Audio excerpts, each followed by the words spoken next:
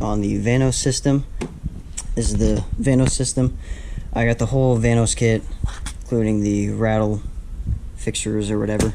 I got this bolt unscrewed. How I did that was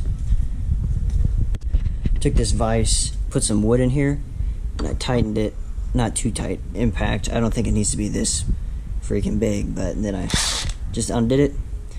It's a 24 millimeter, but I used a 15/16. Wasn't any issue. I'm not going to show you guys how I do this because I'll probably end up doing something wrong. So there's plenty of other videos that describe it way better than what I can already, and they've been out for a while. So a few hours later, I am done with the Vanos system rebuild. It's all in. To the point where I got the valve cover, gasket on, put a little bit of RTV in these corners. Same with on the other side. I haven't torqued them down, but next I need to get these on. But I noticed sometimes the stud that goes inside the head comes out with the bolt, and it's very hard to undo them, so I'll show you what I did to fix it. Open end on this side, wrench on this side. You want to make it so you have to push down on the open end so it'll look like this. So you kind of want to keep everything together. Hold it right there, you just got to push down. But on the 4 middle ones, you had to do it so you could replace this gasket, this little rubber gasket. So yeah, my lowering springs came in. These are the fronts. Right here. I think you can see that. Brake line should be able to clear it. It's right here. It curves around and goes right about there. Here's the other side. And in terms of alignment, I know the rear trailing arm is like the main toe issue. I just made it so it's all the way out because I can't remember if that's how it was before. But if you can see, I'm sure whenever it flattens out, I don't know if it'll go like that. I don't know if that makes any sense. But it's all the way out, so I'm hoping it'll work. Attach the brake wear sensor and the speed sensors right there. Alright, so now I'm working on the front suspension. I got the lowering springs done in the rear. Now I need to do it in the front, and that's a lot harder. This strut mount is mushroomed over. As you can see on this one, it's all flat. All the studs are pointing in the same direction. But on this one, it's mushroomed. So all the studs were pointing in different directions, and it was hard to actually drop it. Taking a block of wood, I'm just hitting it around, trying to make it as flat as I can. I'm going to get the reinforcement plates that go in between the mount and this, underneath this. And then I'm going to get a strut bar to connect both of these, and hopefully that I'll never have this issue again. So to take off this positive connection in order to bang on this side to fix the mushroom, you have to unfortunately break this plastic rivet in this hole, and then you take off this rubber piece and it just slides right off. Gives you all this room now. Alright, so I think I got it as good as I can get it. And I also wrapped the headers. It's a pretty okay job, I think. It's very hard to keep this tight. It's kind of loose right now, but I wrapped it around itself back here. Same with this, wrapped it right there and pulled it tight behind it. But yeah, I mean, for my first time, I guess it's not awful. But also managed to wash off some parts. This oil pan was absolutely caked, soaked, covered in oil. I can actually touch it without having oil all over my body. That goes under it.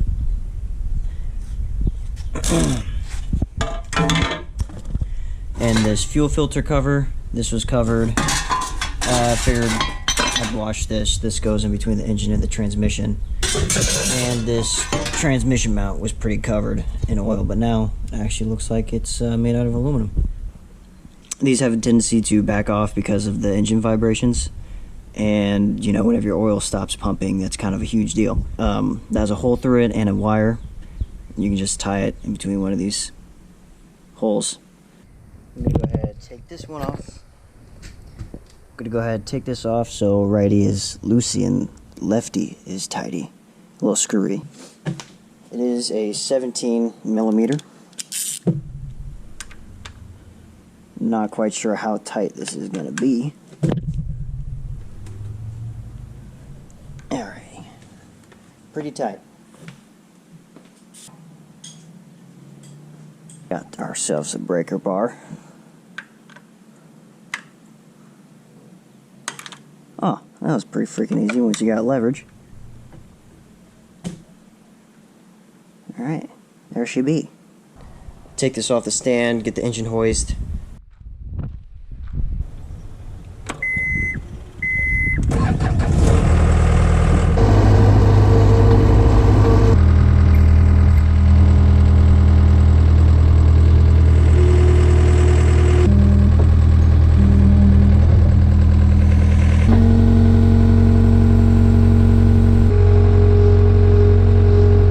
Now that I have the engine on the engine hoist, I'll go ahead, place the rear main seal, and then put on the clutch, and then set it on the crate. Since I'm waiting on a bunch of parts to show up for the engine and the transmission and all that stuff, I figured now would be a good time to install the shifter.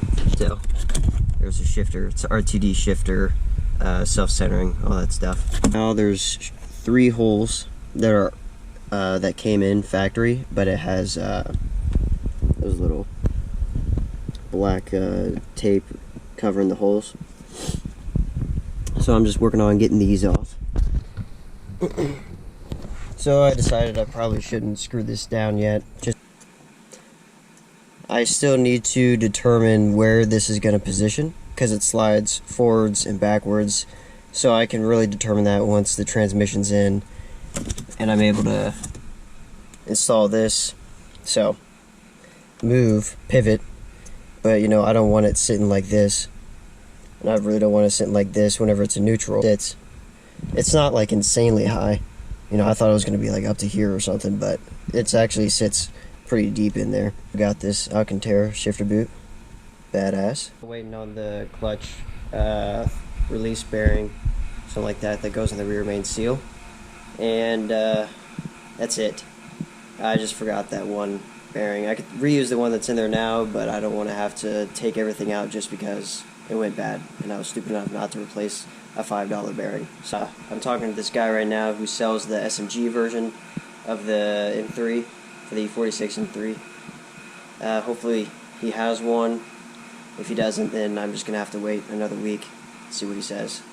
Then it's pretty much, I can put the engine and transmission back in, worry about the vacuum lines, which shouldn't be nearly as hard this time because the PCV system isn't involved. I'm doing a oil catch can, which I'll show how I do that. I'm not going to do a vacuum line. I'm just going to vent it to atmospheric pressure because I've heard it's way easier and it's just as good. Parts. This is, what is this? The bearing clutch alignment tool. Got some gummy bearings.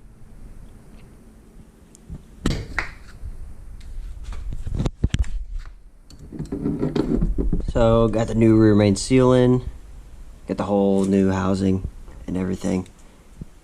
New bolts, put the seal, gasket maker on there. Might have put a little bit too much, but you know, it'll do. It's alright. Next up, I'm going to be worrying about this bearing right there. I didn't use the toilet paper method, I actually used the bread method. So this is what it looked like. It looked a little bit better, but I tore it up a little bit, so. I only lost one Hawaiian bun. Here's the old bearing, covered in bread. Got myself a 15/16 socket, and it fits perfectly right up. You can't see shit. Everything's all good. New housing, new rear main seal, new bearing. E46 M3 clutch in. Sorry, I can't do this. You just line up the bolts, make sure this is in there. Clutch alignment tool. It should pop right out. Bam. On 20 pound-feet of torque. I think recommended is 18, but mine doesn't go that low, so extra 2 pounds isn't going to do that much.